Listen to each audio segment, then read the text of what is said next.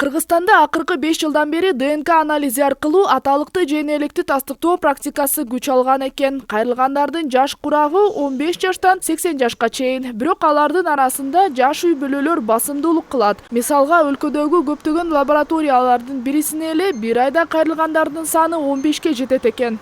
У нас заключен договор с американской компанией. Биз Америкадагы аталыкты жана туугандыкты тастыктаган лаборатория менен иш алып барабыз. Көбүнесе аталыгын же энелигин тастыктоону каалагандар кайрылышат.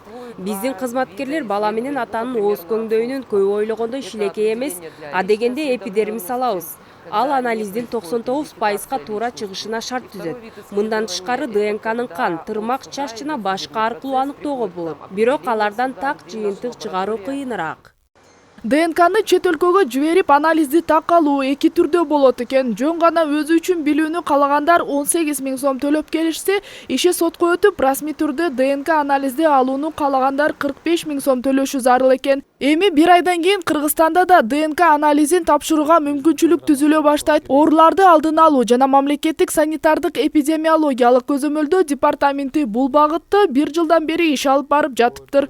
Бирок азырынча ДНК анализи органдарды алмаштырууда клеткалардын дал келүүсүн аныктоого багытталган. Эгер иш оңунан чыкса, биздин дарыгерлер аталыкты тастыктоону практикалап башташат экен. ДНКны бөлүп алабыз. Экинчи зона ПЦР зона деп коет. Ошол жакта ПЦР полимеразная цепная реакция деп коет да. Ошол реакцияны жүргүзөбүз дагы. Анан үчүнчү зонада уже программирование, ал жакта атайын даярдалуу оборудование бар, ошого салып, уже результатын чыгарабыз да. ДНК бул адамдын жана жаныбардын клеткасында генетикалык маалыматты сактай турган биополимер. ДНКнын жардамы менен медицинада тукум кууган ооруларды аныктоого жана алдын алууга, каза болгондо таанылгыс болуп калган адамдын өздүгүн тактоого, ошондой эле ички органдарды алмаштыруу үчүн клеткалардын дал келүүсүн билүүдө аталык менен энеликти тастыктоодо колдонулат.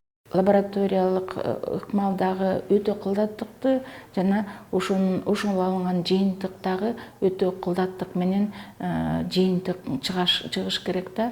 Микробиологтун айтымында биздин дарыгерлер ДНКны кан аркылуу аныкташат. Бул үчүн бардык жабдыктар Кыргызстанда 2008-жылдан бери бар. Бирок буга чейин анализдер жугуштуу ооруларды аныктоо үчүн колдонулуп келген. Кайсы бир органын алмаштырууга муктаж адам эми анализдерди донор менен биргеликте Бишкектен эле тапшырып, жообун 3-4 күндө ала алат. Анын баасы бир адамга 7 000ден 10 000 сомго чейин. Ал эми бейтап донор менен тапшырганда 14 000 сом болору божомолдонууда. Наргиза Бекжанова, Нурлан Мамбетжан, 7 канал, Бишкек өкүлчүлүгү.